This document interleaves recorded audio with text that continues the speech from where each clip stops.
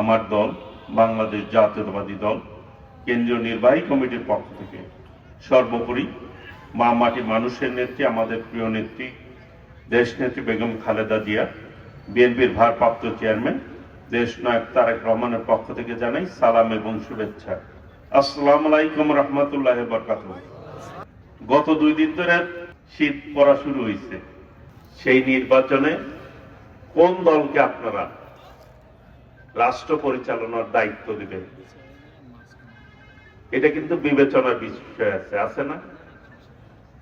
যার তার হাতে তো দেশের দায়িত্ব দিলে হবে না, হবে?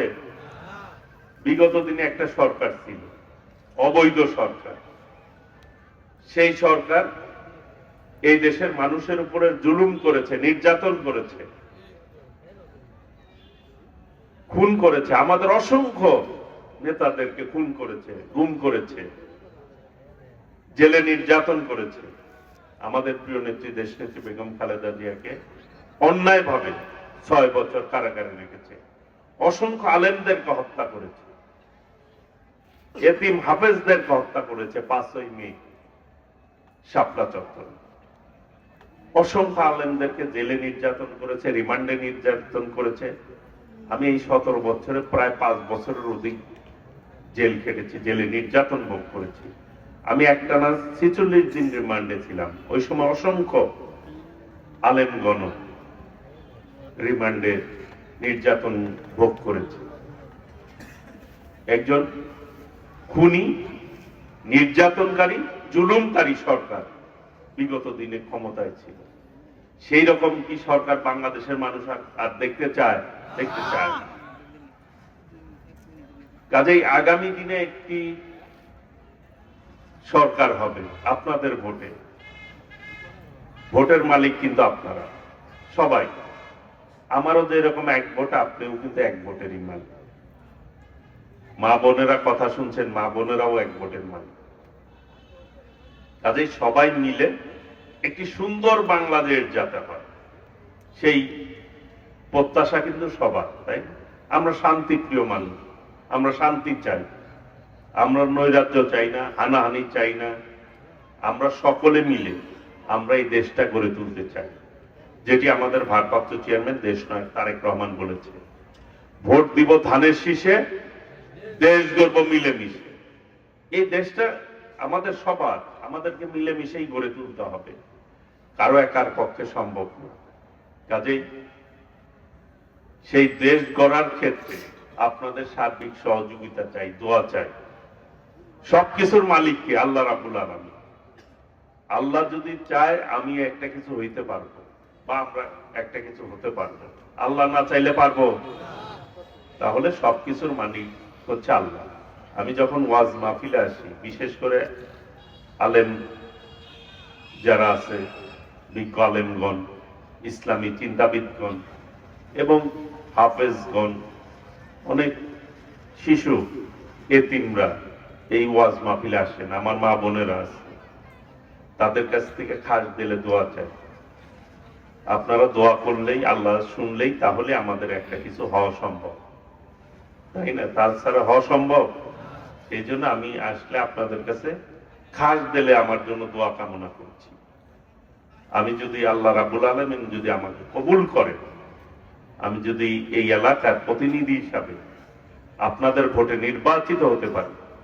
বিগত দিনে এই টাঙ্গাইলে অনেক সন্ত্রাস হয়েছে, নৈরাজ্য হয়েছে, মানুষের নিরাপত্তা ছিল না, মানুষ নির্ভয়ে চলাফেরা করতে পারত না। কথা ঠিক বলছি না ব্যাঠিক বলছি বলেন তো? চলতে পারত না। এবং এই জায়গার যে রাস্তাঘাটের অবস্থা, ঢাকার পাশেই টাঙ্গাইল, উন্নয়ন হওয়ার কথা ছিল অনেক, তাই না? কিন্তু কিচ্ছু হয়নি।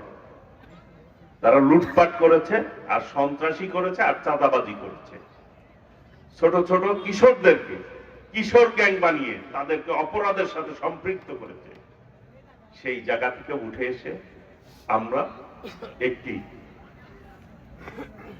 আদর্শিক টাঙ্গাইল, সন্ত্রাস মুক্ত, চাঁদাবাজ মুক্ত, সকলকে নিয়ে নিরাপদ টাঙ্গাইল গড়ে তুলতে চাই আল্লাহর রহমতে। সেই ব্যাপারে দোয়া কামনা করছি আপনাদের। আর উন্নয়ন করার ক্ষেত্রে আমি এই এলাকার মানুষের সাথে কথা বলে স্ব এলাকায় উন্নয়ন করার চেষ্টা করব এবং কবরস্থান এবং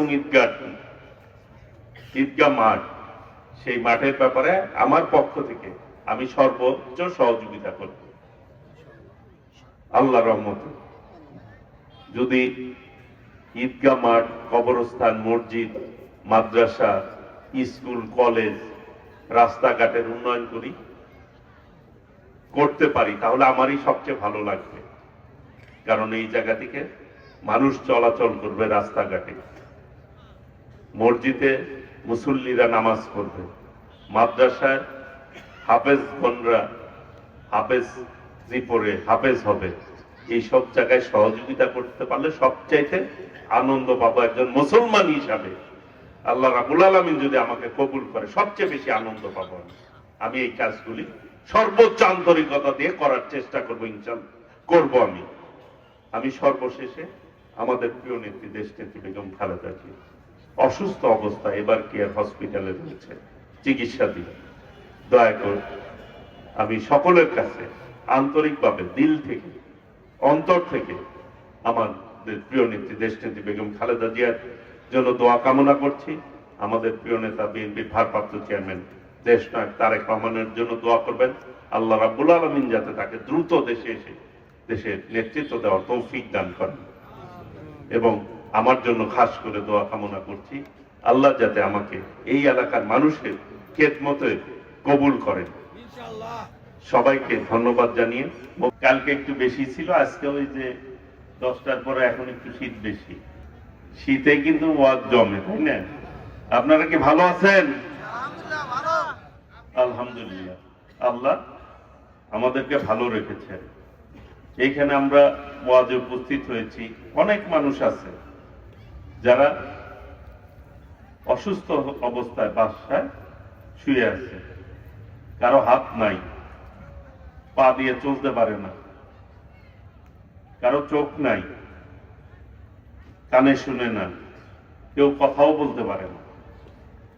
এদের চাইতে আল্লাহ রাব্বুল আলামিন আমাদেরকে অনেক ভালো রেখেছে।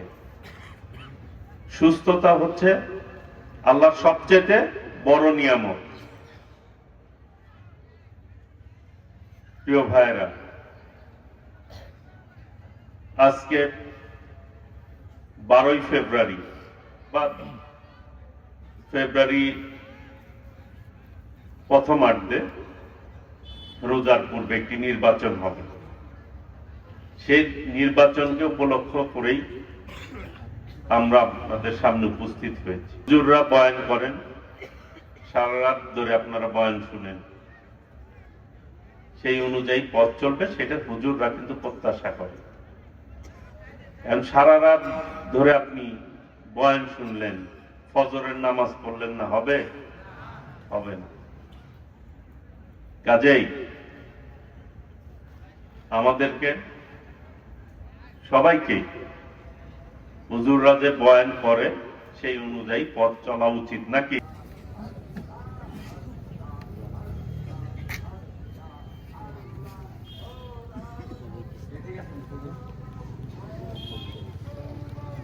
এই কথা বলে আমি আমার কথা শেষ করছি। সকলকে ধন্যবাদ।